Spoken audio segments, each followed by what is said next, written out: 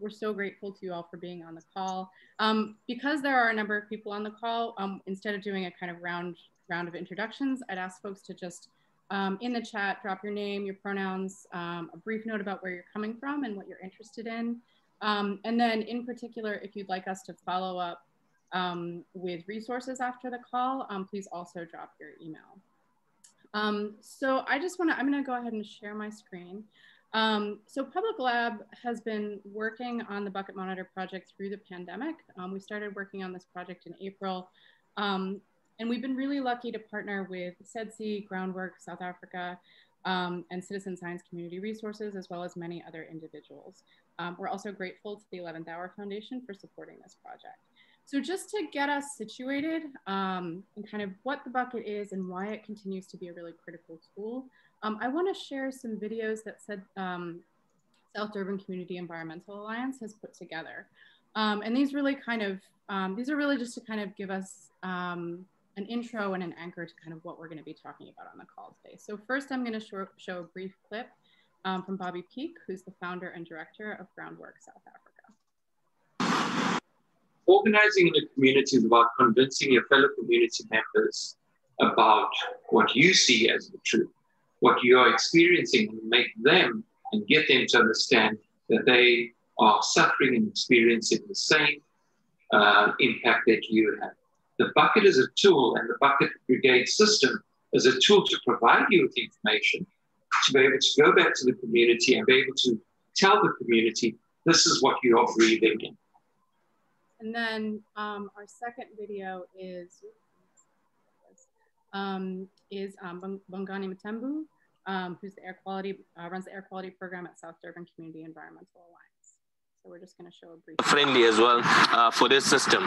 So what happened then is you take your pump, you put it over here, black on black, and then after that, since you are smelling whatever you're smelling in the atmosphere, then you start pumping. So basically it's a crab sample. It's a crab sample. You're pumping. While I'm pumping, I'm looking at my Chandler bag if it's reacting. Can you see? It's getting bigger and bigger. So basically the pump sucks the air out of the bucket, and then it creates a system whereby the air from the atmosphere enters and then it gets sucked into the Chandler bag. Okay. So since I'm doing that, it's a great sample. So whatever that I can smell, I will be able to see if my Chandler bag is reacting. Okay, I will stop there and then just open my bucket. So basically, you want to see what was happening. And then my bag is nice and big. As you can see, I can't go bigger than this, because if I go bigger than this will explode. So that's just kind of a quick snapshot. As you can see, the bucket is not a new tool. It's a totally analog tool. It was one of the first community monitors for air quality pollution. And just to give you a very brief history, it was first developed in 1994 in Contra Costa County in California as a way to get direct information on health impacts in African American, Latino, and Filipino communities living next to refineries. So this is the original Bucket Brigade manual from 1998. It was developed by Communities for a Better Environment, Skylar Fishman, Jeff Hobson, Abzibuki Akaba, Denny Larson, Julia May. Julia is actually still working at CBE and helped us launch this project. And then of course, in 2001, Denny Larson formed Global Community Monitor and took buckets around the world. So if you've done any work on buckets, you know Denny Larson. He's the original champion of the bucket. He's an incredible force of nature, and his loss, he died very recently, has been felt profoundly in this community. And along with Denny, there are dozens of activists, Ann Rolfes, Bobby Peak, Hilton Kelly, Jackie James Creedon, Public Labs, Shannon Dosemegan, and Gwen Ottinger, who really anchored their work in the bucket and developed it as a tool. So we're very lucky to have some of these founding organizers on this call. Today, we're going to hear from Rico Euripidou, who's the environmental health campaigner at groundWork Friends of the Earth South Africa, Bongani Mthembu, Air Quality Officer at South Durban Community Environmental Alliance, and Desmond, a Goldman Prize recipient from 2014 and the co-founder of South Durban Community Environmental Alliance. These folks have used the bucket for over 20 years to document health impacts and advocate for racial justice around air quality pollution in South Africa. So I'm going to hand it off to Rico. With that, as we're talking, I'll ask you to drop your questions into the chat. We have a bunch of folks on the call. We're really excited, and we want to leave some time for open discussions. So, and as you're kind of listening and processing, you know, kind of the three questions that we've really been thinking about are, what challenges does your community face doing air quality monitoring work? What existing tools are you using, and what resources would help address those needs? Yeah, so with that, Rico, I'm gonna pass it on to you. Thanks, Casey. So when we were thinking about how we would host this open hour session, we thought that it might be an interesting approach to have a discussion, just to have a chat with some of the groups that are using the bucket as part of their advocacy campaigns, as part of their work programs, just so that you can get a real sense of how people are engaging with the tool, what the realities of using the tool are really like, what the limitations are. So the idea is just to have a discussion so that it kind of sparks, you know, ideas and thoughts as you apply it to your own situation and when you think about how you might use it. So I'm talking to Desmond and to Bongani Mthembu from the South Durban Community Environmental Alliance. GroundWork is an NGO. We were one of the beneficiaries of the training to use the bucket to begin with. And then we began to reach out with community groups that were affected by air quality in their areas.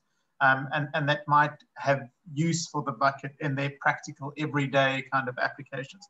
So Des, tell us a little bit about why it was necessary for you to have a community monitoring tool.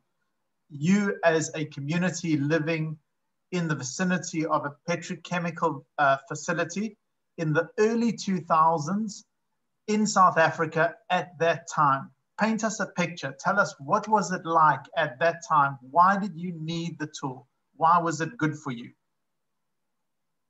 So good evening, good afternoon, good morning to everyone. When we started off in 2002, we had no air quality data. The Air Quality Act was outdated, and so we had a new government in 1994 that came into existence, the democratic government of Nelson Mandela, and they wanted us to assist them in developing new legislation.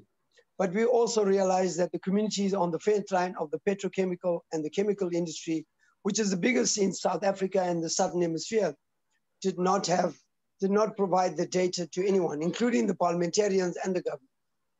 And so we got involved because Mandela, we had met him in the streets in 1995.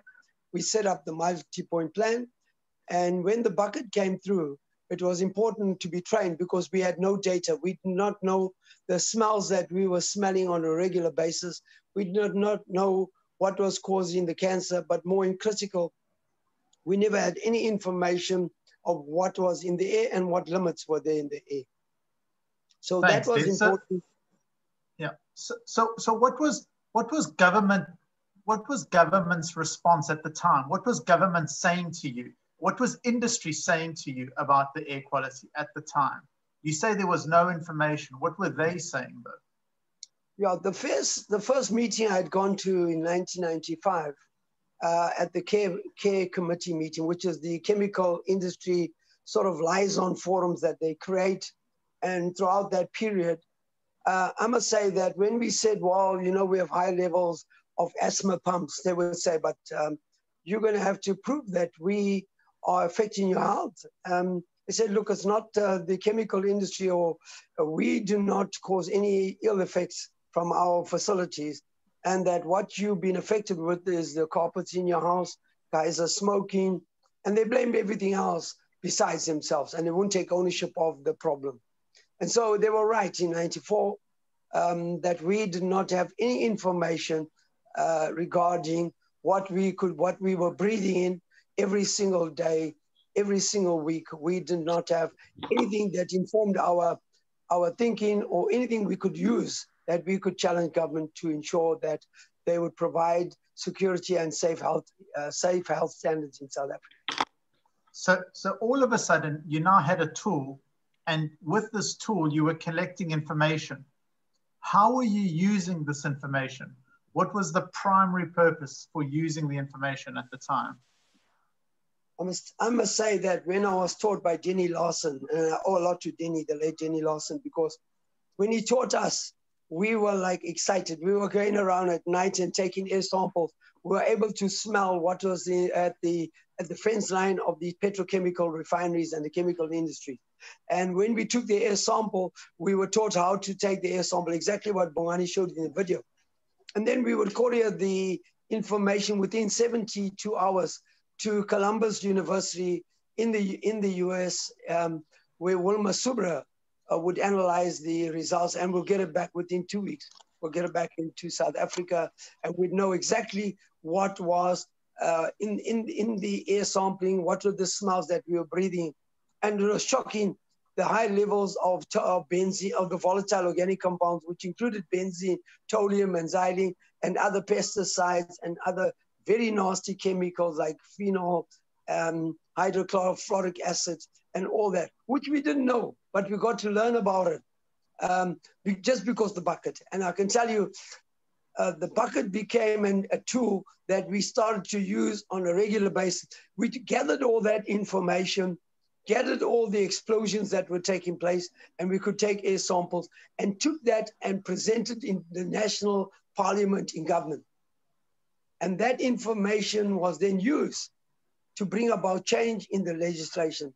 Today, after a year after that, because we started the bucket in 2001, 2002, but a year after that, we got the Air Quality Act, a new Air Quality Act in South Africa promulgated, which placed the health right at the top in the preamble, that you have a right to a clean and healthy environment. So it was a beginning of progressive legislation in South Africa, which we never had. And it's only through the bucket. We so identified So you used the bucket analysis to generate this information and to advocate for the Air Quality Act. And at the same time, the local municipality was also being pressurized, being pressurized by the media, being pressurized by community groups who now had information. What was their response to all of this information that was in the hands of the community, this community science information? Well, they were shocked. They did not believe it, and they wouldn't want to use it, but eventually they used the bucket. One of the air samples led to the prosecution of the ExxonMobil refinery storage tanks in Durban when it collapsed, and that information was used. And the bucket galvanized that, that through the Multipoint Plan, government was able to invest in air quality monitoring in South Africa. Hang on a second, Des. You said the Multipoint Plan. What is the Multipoint Plan? Just explain that a little bit for us. The Multipoint Plan is a stakeholder forum where we force the Nelson Mandela government to set up, after we had produced evidence that there were high levels of pollution and health impact that were affecting the people of South Durban that came from these petrochemical refineries. And so the Multipoint Plan was a stakeholder forum of the national government of health and environment, the provincial government, as well as the local government of health and the environment, but as well as the industry and ourselves sitting around the table. And when we produced the evidence, government was forced to then take action and then invest in air quality monitoring, which we do have in South Africa at the moment.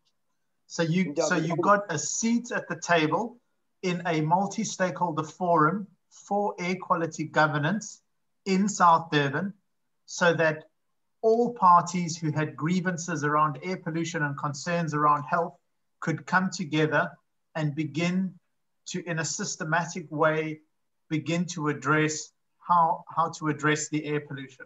Yeah? Yep. What were some of the gains from the Multipoint Plan? Can you tell us a little bit about, yes, I know sulfur dioxide was one of the gains. One of the big gains was that the paper mills reduced their sulfur dioxide right down to about 2% per parts per billion. How did they do that, Des? They brought in Firstly, it was the gas they brought in, and the same thing happened at the refinery that went from 80 tons a day to less than 16 tons a day. And the same thing happened at the sugar mills and all the other chemical industry that were using coal. So they phased out coal, they brought in the gas, phased out heavy fuel oil, which was firing the burners, because the burners were releasing high levels of sulfur and PM 2.5 and 2.10, the particular matter. And that result, it was through the bucket, getting all those results where we could measure for all those chemicals that ensured that government had to act and force the industry. So the most important thing here, Rico, was that government then started to gazette, and we got the legislation passed, the Air Quality Act passed in 2003. It became a law. But critically in the multi-point plan, we started to talk the language of phasing out of dirty fuel. So we got most of the coal and heavy fuel oil in South Durban phased out of it. So the refineries were forced to change. Both refineries do not use heavy fuel oil, neither do they use coal to fire their burners. The paper mills are not using any coal, or they are using, or they're using heavy fuel oil as well. And some of the sugar mills, as well as some of the chemical industries, have changed their energy mix to move away from coal and other related heavy fuel that was firing their burners or their boilers to give them energy. So yeah, that was a huge reduction of sulfur. Yeah, thanks, Des. So quite a simple intervention by using these community tools led to massive reductions in pollution through small policy changes like low sulfur fuels. Bongani, can you tell us a little bit about the bucket today, these days? I know there was an oil refinery explosion on the 4th of December. Can you tell us a little bit practically about how you used the bucket in that situation and what you were trying to achieve in using the bucket in that sense? All right, thanks for the opportunity to open lab, and greetings to everyone. Unfortunately, you guys cannot see me. I'm too black in the dark. Thanks for the opportunity. We use the buckets, as everyone has seen that when I was demonstrating, when Katie was showing the video. So basically, the bucket has come to us very handy, because that enables us to have our own data, and that same data as well then informs us on actions that we can take. For example, let's say in an incident whereby there's an explosion, like what happened on the 4th of December in one of the biggest oil chemical refinery called Engine. It's a Malaysian company. So we took a sample, and then when we took a sample, we took 2 samples in different location, because as you guys would know, that the wind direction is forever changing. The wind is not always stable, into a particular direction, especially on that day. So we had to move, trying to see where the wind is blowing, and basically looking at the smokestacks, the chimneys, the company chimneys, exactly where is it blowing the plume and the pollution. And we took the samples, and we shipped it to a reputable lab in Pretoria, here in South Africa. Currently, we're using that lab called Chemtech, and we're waiting for them to give us the results. It's so unfortunate, because about 6-7 years back, they used to take about at least a week to give us the, and then we would actually simplify those results, to a lay person on the street to be able to understand it, as to how do they get impacted by the very same pollutants or compounds emanating from the refinery. And it's so unfortunate now, because I think the lab is too clogged with different, our clients sending their samples to the lab. So now it takes about plus minus about 3 weeks. And unfortunately, that for us does not do justice, because we try by all means, to hold industries as soon as possible after the incident. And for us to get a result, for example, after 3 to 4 weeks, then that doesn't do justice, because we also work very closely with the media as well, because this information, when the results come from the lab, lab. Then immediately we inform the public that was impacted, especially we put it on our website, we put it on our Facebook or all our social media, and we state clearly as to these were the pollutants or compounds that communities on this particular day were exposed to. And then we also share the very same information with the media, and then the media then will then obviously come back to us with different questions and so forth. So now that if we're getting results at a later stage after 3 to 4 weeks, then that sort of like defeats the purpose of us, yeah. So these are limitations, Bongani, that the labs sometimes can take a lot of time, and you need to have a local lab. Des spoke about how the samples had to be shipped to the US to begin with, and that you need the results so that you engage with the media. Can you tell us a little bit about how you simplify the analytical results so that community people can understand them? I think that's useful for people to hear. And then I think we need to close because we've just hit 10 minutes on the discussion.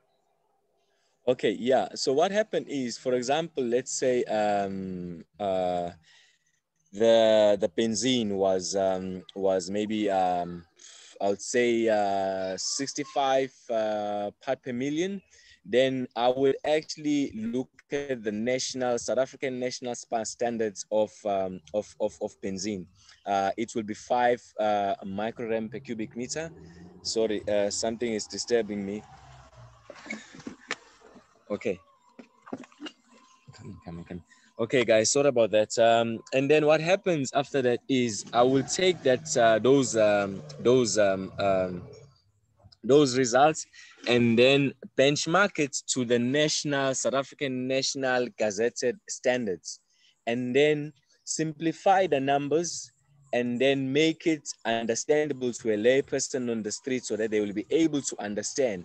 And then from there, what I do as well is then I will go to for example, to Google, to understand the health impact, each compound has on human being, and then take that information and then share with the public to say, these are the health impacts that are caused by this particular compound or pollutant. For example, benzene. We all know it's a carcinogen. It affects different people, also depending on the exposure level as well. So looking at the communities in particular that we're talking about here, looking at communities of South Durban, there's an influx of chemical industries adjacent to each other. So it's either they are getting chemical pollution from either one of the biggest refinery that just blew up on the 4th, that's Engine,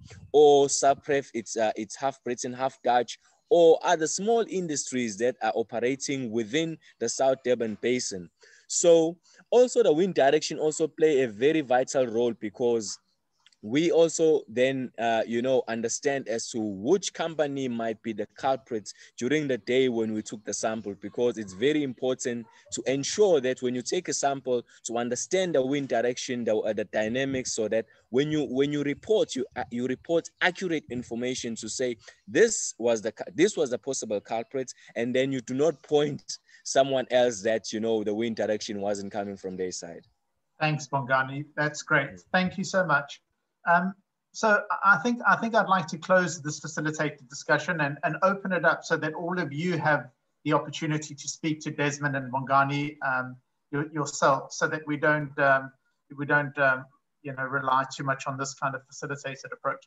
So thank you so much for sharing your experiences, and with that, I think, Katie, we're opening it up for everybody to raise their hands and to chat. Yeah.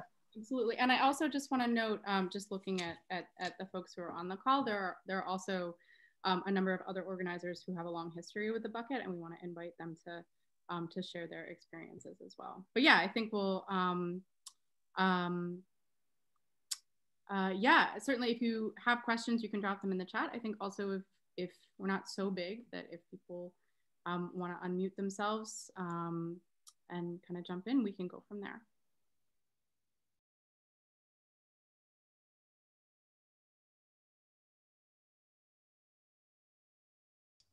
I'll go first. This is Therese Vick, and here in North Carolina, United States, with Blue Ridge Environmental Defense League, and thank you all so much for putting this on. We've been using the bucket here, gosh, probably since 1994, and how I've very privileged to have met Denny Larson and others, and one of the things we've run into, we have old buckets, and so the little vacuum things and stuff like that, do not work anymore. So thank you for the link that you all put in the chat, so we can update our buckets, because we have certainly used these in numerous situations. And I'll hush.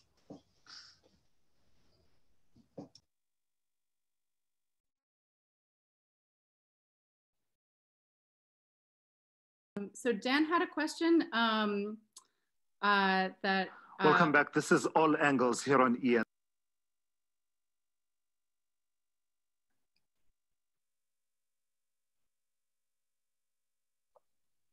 Awesome. It looked like Dan had a question about cost. I'm gonna Bongani, do you wanna talk about there's a number of parts, obviously, that kind of go into the whole process, both of building a bucket, using a bucket, taking a sample, getting the sample to the lab. And I know for a lot of folks, cost is a real consideration. Do you want to talk a little bit about what's the kind of cost breakdown and cost analysis for when you guys are taking a sample? Yeah, thanks, Katie. I'm not sure what happened to my video. Yeah, taking a bucket, it's quite costly. We had a huge problems when we were still using the lab in California. For us, that considering that we're an NPO, sometimes there are funding constraints, and we couldn't take as many bucket sample as we would like to. But since groundWork and SDCEA are sister organizations, and then groundWork between Rico and Bobby, then they advised us to say, you know what, guys, you'll need to try out Chemtech. It's a local reputable lab. Probably that might save you a lot of money, having to ship the samples all the way to California to another independent lab. And then we tried them out, Chemtech here locally in Pretoria. It's a different province because we're in KZN and then Pretoria. And then we were quite happy with the turnaround time. That was early around, might correct me, that was early around 2010. And the turnaround time was quite swift. It was about 4 to 5 days that time. And then, as years went by, and then they took even longer. So just to be quite, straight, direct to your point, your question, Katie, it's quite costly now. I would say, for example, if we were to ask the lab to do a screen testing, a screen testing, I know a lot of the guys are familiar with screen testing. Basically, it's look at all the compounds that might be possibly found on the Tedler bag. It will cost plus minus about 9,000 to 10,000 rands. So Rico, can you please help me with dollar calculations there? Yeah. At the moment, it's currently about $150 US, and that includes getting the sample to the labs and for the analytical work. The more compounds that are screened for, the more it's going to cost. But it's useful to kind of mix and match every now and then to have limited screening. If benzene or benzene compounds, BTEX compounds are your interest, then that's what you screen for. If the factory makes phenol, then you screen for phenol. It can be, you can kind of limit, what you're going to sample for. What happens to the sample is that the air that it's captured within that grab sample is dragged through a mass spectrometer, and they can, you know, they can be specific. They can limit what they're screening for, and you can make deals with labs, you know. To begin with, if you're going to be doing lots of samples, you can make a deal with the lab so that you pay less for more. They're just as open as any other business to you know, to that kind of situation. Yeah, thanks very much, Rico. So I think Katie, just to elaborate on what Rico has said, yeah, it will cost plus minus about 9,000 to 10,000 rands, or unless we're specific to say, for example, they must analyze for benzene and VOCs. Then benzene as an individual compound, it will be probably plus minus 700 rand. And for VOCs, because it's a host of different compounds within the VOC family, then it will cost plus minus, I would say maybe about 1,500, 2,000. Yeah. Great, thank you. Abby has a question. I'm curious about how many people are usually involved in campaigns. Abby, do you want to ask this question directly? Okay. Sure. Yeah, I can. I'm just curious about hearing more about in the different contexts where people have been using grab sampling for campaigns to make change. How do you organize? I'm sure it's different in different places depending on what organizations are involved, but I would assume there's usually a core group who are doing the grab sampling, other people who are involved in other aspects. I'd just like to hear more about that sort of social organizational dimension from anybody here who's done this. Yeah, I'll start, and then I think there's, if you could pick up, that would be great. So Abby, in South Durban, there's lots of this anecdotal evidence that there are many cancers, that people suffer from cancer, that children have lupus, that, you know, everybody knows somebody who has cancer, but because of stigma and the usual kind of limitations in communities, it isn't quite surfaced. Similarly, in South Africa, we don't have a cancer registry. We don't have a cancer registry that systematically collects this information.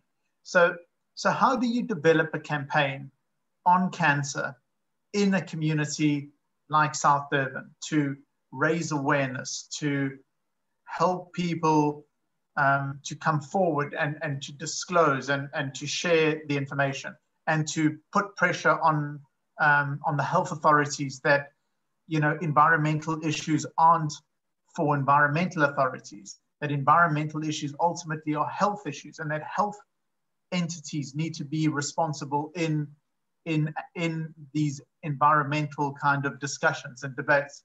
So that, I think, is a good example of how all these different folks interact in order to develop and to build a campaign. So in South Durban, Desmond and the South Durban Environmental Alliance have built a campaign on cancer.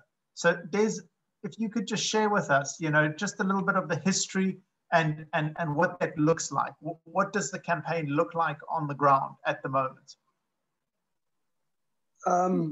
Thanks, Rico. Can you hear me? We hear you fine, Des. Are you okay? Can you hear me? We can hear you, Desmond. Hello? Oh, thank you. So let me just say from the outset, firstly, it's education. You got to educate people on the fence line that are the first defenders, that smell the pollutants as they come out. So using your senses, your nose, the nostrils, is teaching people the different smells and how they can record it. And then from that, how to complain. So it's what I call, we are sniffers. We can sniff any chemical. So as the Bucket Brigade, we've been taught how to sniff. We know the different chemicals. We can sniff a variety of probably over 60 different chemicals. And we also understand once we've taken the bucket samples and the results are coming back, we know on the day when we record all the information down on a paper, what we call the cradle to grave certificate. That information then goes in, and we would know exactly what are the chemicals.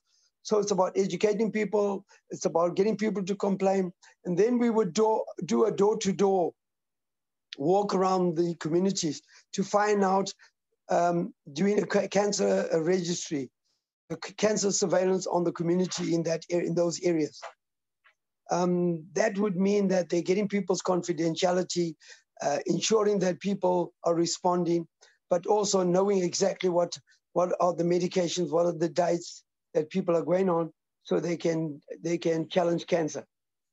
Once that information is available, we then deal with it. We have different events. We have a cancer day, we have a cancer walk.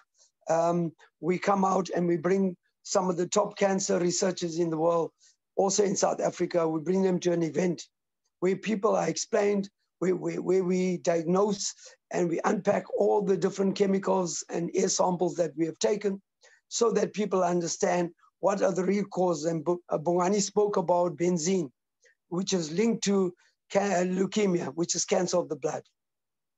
And we know the levels, and we explain all that to people. So it's a holistic campaign that first starts off with the people that live on the fence line. We use that information to practically have a media campaign around those issues of how people have been impacted upon, how people are breathing in chemicals that are very poisonous, that have a huge impact on their health. And that has helped us. So we're getting calls from people that live on the fence line at all times. They're calling in the emergency numbers, and they're getting a reference number that they can log, they can keep it, they can send it to us, where we put it into a folder, so that when we discuss that with officials, we bring out all these reference numbers, but also explain on a certain night what are the incidents that occurred. To what happened on Friday, I can tell you now, in the absence of government's monitoring stations operating for over 10 years, the monitoring stations went AWOL and weren't operating. The Bucket has been the only tool that we are able to use to understand what were the chemicals that were emitted when the explosions and fires were taking place. And we know on Friday, when the refinery blew up, we done 2 air samples. We're just waiting for the results. But already we know that those black unburned hydrocarbons contain a lot of nasty chemicals that suffocates your breathing apparatus, and makes you nausea and creates long-term problems with your health. And so communities are reporting all that all the time, no matter where it is. And that information is then put into a GIS, Geography Instrument System, that Bongani works on. So all our data is on our website. It's on our Geography Instrument Systems, where we can plot the map. And we can tell you exactly which areas, and at one time we had an explosion, what chemicals are coming out of that. So that information is well kept and accessible to the local communities through media, through our engagement on the public speaking platforms that we create, where we report back to the communities on a regular basis and showing them the tool. The Bucket is the cheapest tool available. And I must say that the whole thing to develop a Bucket is less than $10. Okay. Second thing, the most expensive thing in the Bucket is the analyzing, but the Tetra bag costs less than costs about $20. The analyzing, the trick here is to smell, is to use your senses to know the different smells, and then when you smell the chemicals, you can actually inform the laboratory of what chemicals you want analyzed, so the cost is reduced. The Bucket is far cheaper than any other equipment that we've used in South Africa, and it's the most reliable equipment that is used, and it's own proof of what chemicals. We've had major incidents in South Africa for the last 25 years, as the South Durban Community Environmental Alliance celebrates it. But guess what? We've had so much of knowledge we've gained through the Bucket, because that is very informative to ordinary people. When they take the air sample through the Bucket and create that vacuum, what they smell at the time, they can get back and understand that information. It is not costly, far cheaper than any other, and you can pick up more than 60 chemicals. We have picked up quite a number of chemicals through taking the bucket samples, like bromomethane, which is a pesticide, pentane. We have what we call a toxic soup. So sometimes you never get the properties of those chemicals. But when you take the bucket, even when the properties change, you will find that out. And then you can look up the literature and you'll be able to point to what those chemicals were at that given time. So the bucket has worked for us. And I've been very strong in saying that we've got to continue to use it. And it doesn't need electricity. It doesn't need any energy. You take the bucket, it's a vacuum, it creates by a bicycle pump, you create pressure, and that's the only thing that it does. Other equipment, you have to charge it and all that. And if you don't charge it, when the incidents occur, you don't have an equipment that can go and take air samples for you. So the bucket for me has been the cheapest, most reliable, very easy to use. You can teach practically anybody. You don't need a high education to teach somebody how to use the bucket, how to smell the different chemicals, and how to ship the bucket off or courier the bucket to a laboratory for them to get it analyzed, and how to interpret the data. Because many of us now can interpret that data. We know what the chemicals are, and we can tell you exactly benzene is equal to leukemia and cancer. I want to jump in real quick. I know there's a couple more questions in the chat, but just to go back to this question of kind of how do you organize a campaign, or kind of what does a campaign look like, and what is a bucket brigade, and kind of what are all the pieces. I think one thing that's really important to note is that the bucket is really a fit for purpose tool. That's kind of a term that has come up over and over again, which means that the kind of shape of how people use the buckets and the shape of what any particular campaign using the bucket looks like is going to depend a little bit on the specific needs of the community. And it's also going to depend, that's going to shape kind of what the goals of the campaign are, but it's also going to shape, you know, things like, well, what chemicals are you looking for? Are you just looking for benzene? Are you looking to see like what all is there? Are you doing regular monitoring? Are you doing weekly or monthly monitoring? Are you doing just a screen sample? So before we jump to the other questions, we've got Jackie James Creedon on here from CSCR. Yeah, I really have something to say that is very important regarding this topic. And Denny stressed this to us, and I stress this to anyone else that wants to start a campaign around the bucket, because it's so important. Very, very important not to overwhelm yourself with trying to do too much at the beginning, because this is a lot of work and it's usually a marathon. It was a marathon for these people that have already spoke, Desmond and Bongani, and for us here in Tonawanda. So important to start lean and mean. Core group of 3 or 4 people start this. Try not to go too big at the beginning. Start with a core group of people that you can trust, that are on the same wavelength. And that's all I got to say right now. Thanks.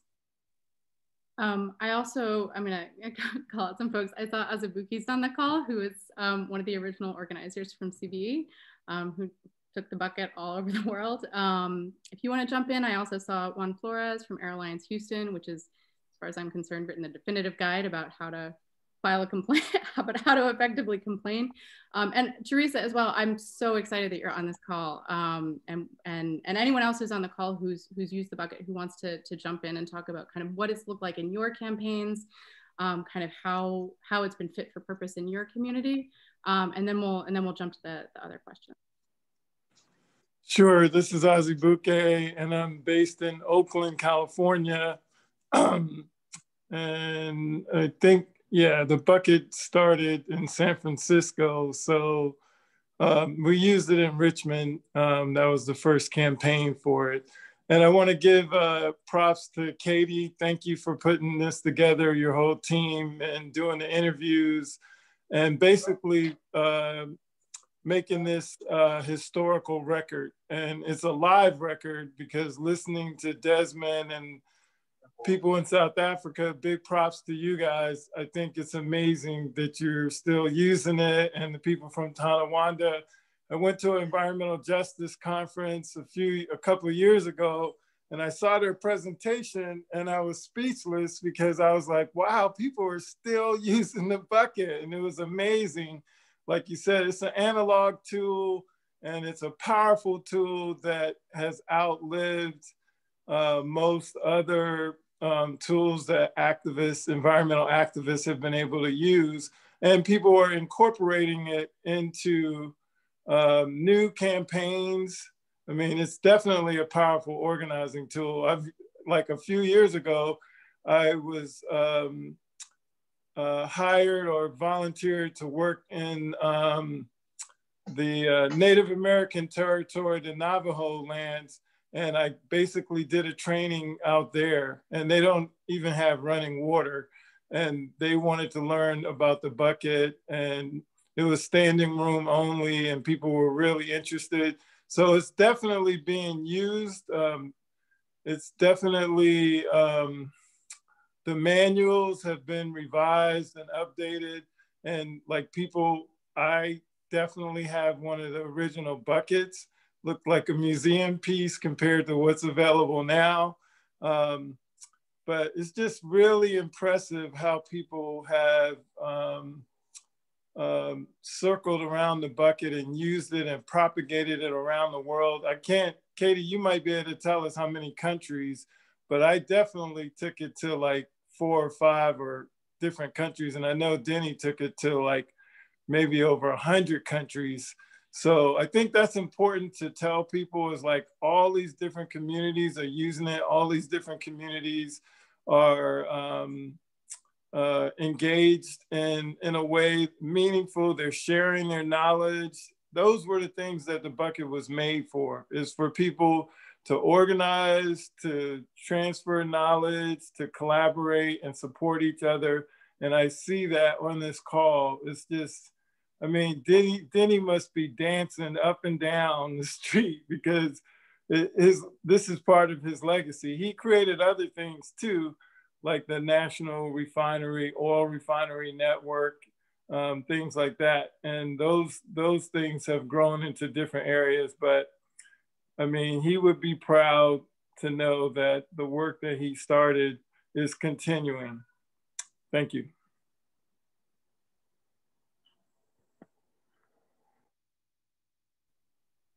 I saw that we had a couple of other comments in the chat. Let's see, we had, just scrolling up a little bit. So Gabrielle asked, do any of the hospitals in Durban have units or experts that deal specifically with environmentally induced cancers? Actually, I saw one you had put on your camera, and Teresa, if you wanted to jump in real quick before we move on.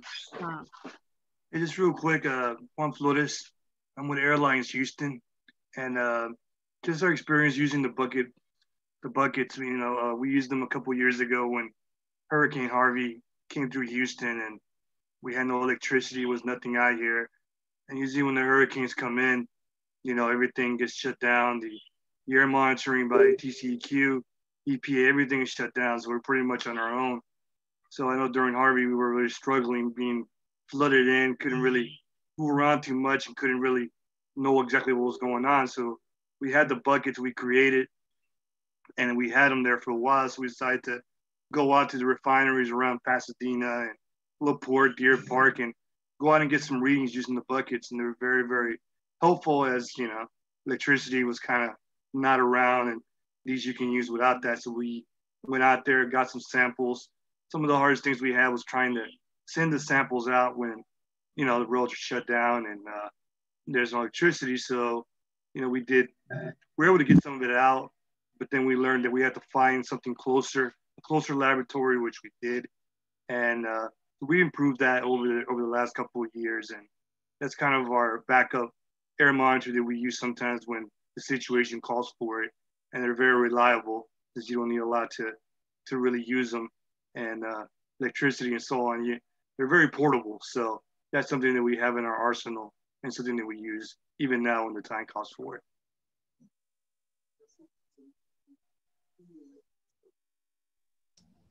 And this is Teresa, and one thing, and this is particular to the United States. I'm not sure what every other country or even every other state here in the US is, But when we're, and it is a fantastic organizing tool because people want to do something.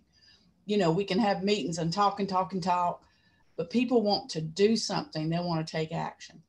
But one of the things that we often do, not every time, because there may not even be a permit required, is to go look at the permits and the documents that are issued to see what the particular facility might be putting out. And like I said, I know this is not an option that's available everywhere, but that's one of the things that we do.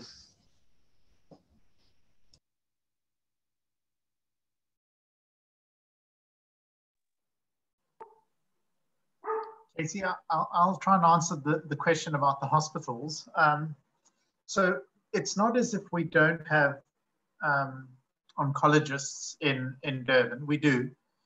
But in South Africa, we have a highly unequal health system. We have a health system for poor people, which is a public health system. And we have a private health system for rich people. And because of this inequality and because of this two-tier system, what happens is that the information is fragmented and it's not shared. So to answer the question, we don't have a national registry for cancer. Although there are entities that do collect information, the information is incomplete. And because of that, you get incomplete pictures. But just coming back to what Des was saying, the bucket is used in this case as an awareness raising tool to show people that in the air that they breathe, there are these things called carcinogens that may be responsible for what they're experiencing. And also in South Africa, it's important to note, kind of jumping to the next question, is if air quality complaints are not logged with the authorities, it is as if they never happen.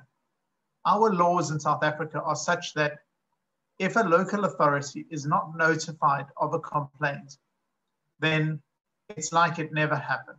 You know, we don't have a good enough system that can give you the evidence base for existing problems. The system is fragmented. So even though the bucket was used as a tool to advocate for a modern air quality monitoring network, that network through deliberate negligence, almost purposeful kind of negligence, led to the failure of that system.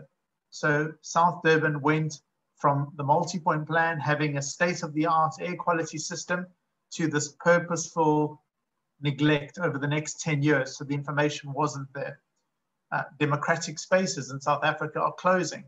So since the middle 90s, when there was a huge amount of enthusiasm around our new democracy, as the realities of the democracy set in, slowly government began closing those democratic spaces. So we have less access to licenses and less access to information, and we need to generate our own information. And then the last point I want to make before I jump off, for our sins, Ashley has recommended that we join another conference in Europe to share these experiences, which will begin at 8 o'clock sharp. I think it's really important to say that, and to loop back to something that Katie mentioned, and that is, why is this tool fit for purpose? In this case, it's fit for purpose because it fills the gap of giving us an idea of organic pollution in the air.